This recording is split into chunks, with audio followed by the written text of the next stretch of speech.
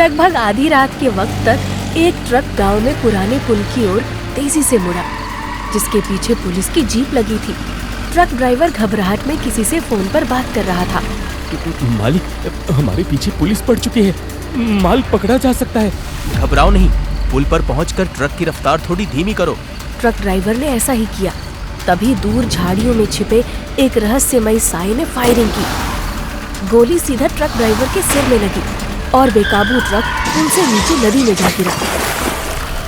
दयालपुर गांव में छगन लाल चौराहे पर अपने पराठे की दुकान लगाता था। उसके पराठे इतने लजीज हुआ करते थे कि दुकान लगते ही ग्राहक टूट पड़ते। हाय हाय मैया, मुंह तो जल गवा रे। अरे अरे, आराम से खाओ ललन चचा, न तुम कहीं भागे जा रहे हो न ये परांठे। अरे क्या बताएं भैया, ये छगन भाई का स्वादिष्ट गर्मा गर्म पराठा देख के मेरा भुक्कड़ पेट ससुरा रुकने ही नहीं देता। उसकी इस बात पर सभी हंसते हैं। तभी तीसरा ग्राहक बोल पड़ता है। अरे सही कहा भैया, क्या नरम पराठा, क्या गजब की चटनी, ऊपर से ये देसी मसालों से लिपटा हुआ गाजर मूली मिर्च का अचार। वाह वाह वाह वाह वाह, हम तो दीवाने हो जाते हैं भाई। सब महादेव की कृपा और आप लोगों का प्रेम है भाई लोगों, वरना किसकी जरूरत कि इस महंगाई में शुद्ध स्वादिष्ट स्वाद मात्र 30 रुपए में दे पाए। सभी छगनलाल की बात का समर्थन करते हैं। दयालपुर गांव की एक झोपड़ी में मातम पसरा था। वजह थी नमिता के 12 साल के बच्चे की मौत। लोग भीड़ लगाकर नमिता के दर्द में शामिल थे, पर असल में उसके दिल पर क्या गुजर रही थी सिर्फ वही समझ सकती थी। अरे कोई मुझे भी जहर दे दो गाँव वालों, मैं जीना नहीं चाहती। आखिर क्या कसूर था मेरे बेटे का?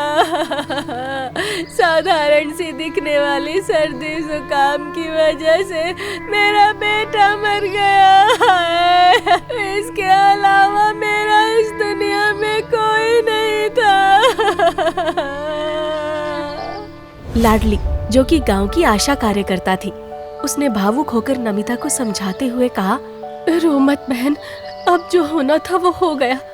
मगर मैं अभी भी समझ नहीं पा रही कि कल तक हंसते खेलते गोलू को अचानक क्या हो गया। मैं खुद नहीं समझ पा रही लाडली।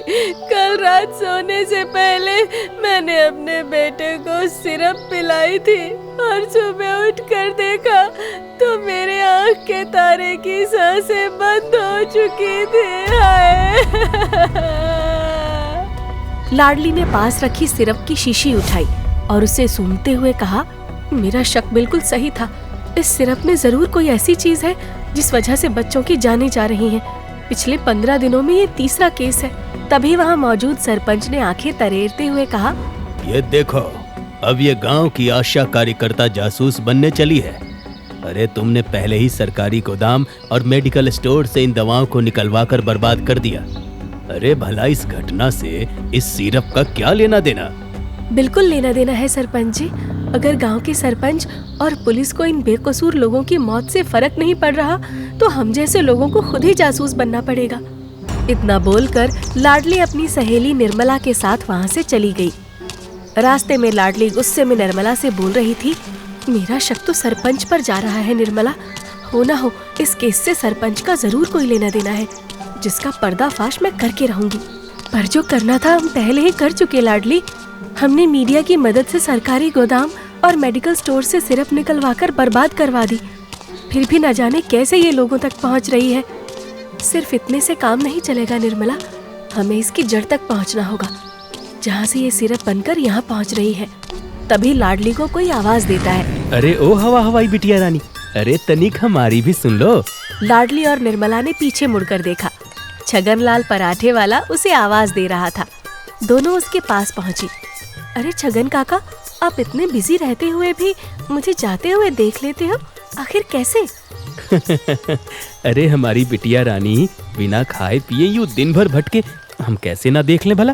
ठहरो, तुम दोनों को गर्मा गर्म पराठे खिलाता हूँ। छगनलाल की बातें सुनकर लाडली की आंखों में आंसू आ गए। उसने भावुक होते हुए कहा, मैंने अपने पिताजी को तो नहीं देखा छगन काका, मगर मुझे पूरा भरोसा है अगर वो होते तो बिल्कुल आपकी ही तरह मुझे प्रेम करते। मेरी एक बिटिया थी लाडली, जिसे एक हादसे में अस्पताल से मैंने खो दिया था। कोई उठा ले गया था उसे। फिर जब इस गांव आया तो तुम दिखी। ना जाने क्यों मुझे तुम में अपनी वही बिटिया नजर आती है। अगर वो आज मेरे पास होती तो बिल्कुल तुम्हारे बराबर होती। इतना बोलते हुए छगनलाल रो पड़ा और लाडली ने भी रोते हुए उसे गले लगा लिया। आए दिन न्यूज चैनल नकली सिरप से होने वाली मौतों की खबर सुना रहे थे। उधर लाडली कमर कस के असली मुजरिमों की तलाश में लग चुकी थी। वो रात के वक्त छिपकर सरपंच की कोठरी पर नजर रखती थी। हो ना हो सरपंच अपने काले कारनामे रात के अंधेरे में ही करता होगा। मुझे नजर रखनी चाहिए। 2 दिन तो लाडली को कोई नहीं दिखा, मगर तीसरे दिन रात के वक्त एक ट्रक आकर सरपंच की कोठरी के सामने रुका। लाडली सब देख रही थी। सरपंच 2 नकाबपोशों से बात कर रहा था कि तभी उसमें से एक ने अपनी बंदूक निकाली और सरपंच को गोली मार दी। फिर ट्रक में सवार होकर वहां से रफू चक्कर हो गए। ये नजारा देखकर लाडली सन्न रह गई थी। मैं तो सोच रही थी ये सब सरपंच का किया धरा है, पर ये तो अच्छा हुआ मैंने ट्रक का नंबर याद कर लिया है। अगले दिन थाने में इंस्पेक्टर के सामने लाडली बयान दे रही थी। मैंने अपनी आंखों से देखा है इंस्पेक्टर साहब, वो 2 नकाबपोश थे। उन्होंने सरपंच जी से कुछ बातें की और उन्हें गोली मारकर ट्रक से फरार हो गए। मगर लाडली इतनी रात में तुम वहाँ क्या कर रही थी? मैं भी इस केस की छानबीन अपने तरीके से कर रही हूँ सर, ताकि आप लोगों की मदद कर सकूं। ये तो अच्छी बात है लाडली, पर ये काम जोखिम भरा है, इसलिए मैं तुम्हें इसकी इजाजत नहीं दूंगा। मैं ध्यान रखूंगी सर। कुछ और पूछताछ के बाद आखिरकार लाडली वहाँ से चली गई। एक शाम लाडली घर से बाजार की ओर आ रही थी कि तभी उसे वही ट्रक दिखा जिसमें सवार लोगों ने सरपंच को मारा था। ये तो वही ट्रक है। मुझे इसका नंबर याद था। ये जरूर अपने खुफिया अड्डे पर जा रहा होगा। मुझे कुछ करना चाहिए। ट्रक उस वक्त रुका हुआ था और लाडली इतना सब सोचते हुए उस ट्रक में जाकर चढ़ गई। मगर ट्रक में चढ़ते हुए कोई तो था जो उसे छिपकर देख रहा था। ट्रक भीड़-भाड़ वाले इलाके से निकलकर गांव के बाहर मौजूद काली पहाड़ी की एक गुफा में दाखिल हो गया। इधर ट्रक में छिपी लाडली सोच रही थी कि वो किस जगह पहुंच चुकी है। तभी उसे एक कड़कदार आवाज सुनाई दी। अब तुम बाहर आ सकती हो लाडली, क्योंकि ट्रक हमारे अड्डे पर पहुंच चुका है। लाडली चौंक पड़ी। इन्हें कैसे पता चला कि मैं ट्रक में हूँ? उफ, अब तो मैं फंस गई। मगर मैं इन गुंडों से डरूंगी नहीं। इतना बोलते हुए लाडली ट्रक के बाहर कूद पड़ी। मगर उसके सामने जो शख्स था, उसे देखने के बाद लाडली खुद की आंखों पर भरोसा ही नहीं कर पा रही थी, क्योंकि उसके सामने उसके पिता समान छगनलाल खड़ा था। छगन काका, आप ये सब यहाँ कैसे? आप तो उफ। अरे आराम से बिटिया रानी, ले पानी पी ले। सब बताता हूँ। देख, मेरा असली नाम छगनलाल ना है। मेरा तो असली नाम जंगी लाल है, वही कुख्यात बदमाश। खैर, दुनिया को दिखाने के लिए मैं गरम पराठे बेचूं, मगर हमारा असली काम तो ये नकली दवाइयाँ बनाना है।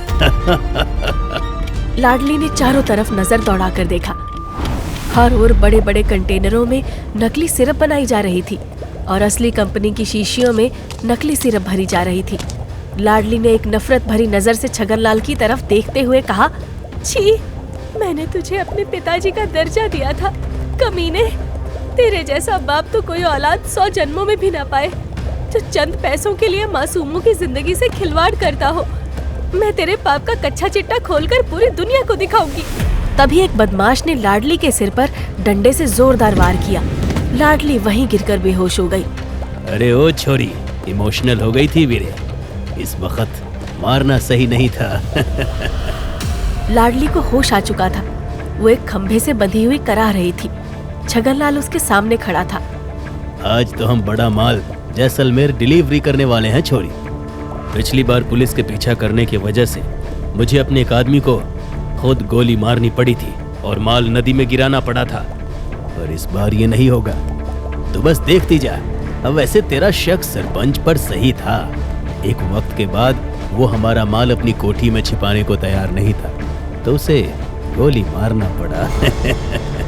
छगनलाल लाडली के बिल्कुल करीब खड़ा था, इसलिए लाडली ने गुस्से में उसके हाथ को दांत से काट लिया। छगनलाल ने चीखते हुए खुद को छुड़ाया और लाडली के दुपट्टे से उसका गला घोंटने लगा। तभी उसे लाडली की गर्दन पर एक बड़ा मस्सा दिखाई दिया, जिसे देखकर छगन बुरी तरह चौंक गया। छोड़ी, ये मस्सा तुझे कब से है? ये मस्सा नहीं कमीने, मेरे पिताजी की दी हुई बचपन की निशानी है। छगन रो पड़ा। बेटी, मेरी बेटी, तुझे मैंने अस्पताल में ही खो दिया था। मैंने कभी नहीं सोचा था कि तू मुझे इस हाल में मिलेगी। अपनी गंदी जुबान से मुझे बेटी मत बुला कमीने। छगनलाल ने लाडली को खोलते हुए कहा, मुझसे बड़ी भूल हो गई बेटी। मैं तुझे खोने के बाद बावड़ा हो गया था। इसी के चलते मैं इस दलदल में उतर गया।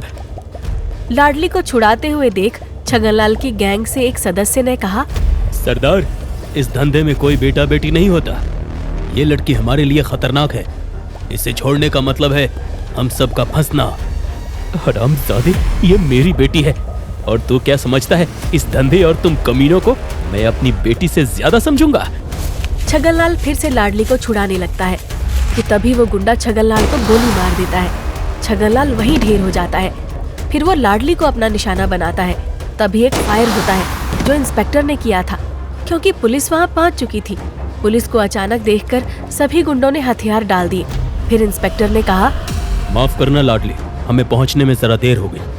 खैर, जिस दिन तुमने सरपंच वाले केस में हमें अहम सुराग दिए थे, उसी दिन से हमारा एक बंदा छिपकर तुम्हारी निगरानी कर रहा था, क्योंकि मुझे पता था तुम अपनी आदत से बाज नहीं आने वाली, और आखिर में तुमने खुद को मुसीबत में डाल ही लिया।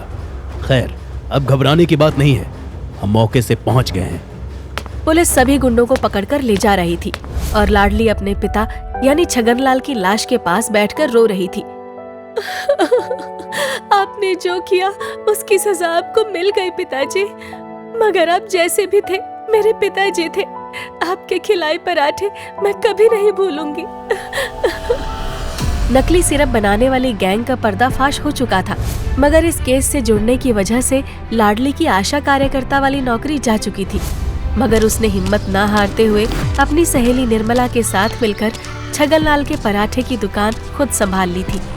अब गांव वालों को लाडली के हाथ से वही बेजोड़ स्वाद वाले पराठे खाने को मिलने लगे थे, मगर अब उसमें लालच नहीं, ईमानदारी की मिलावट थी।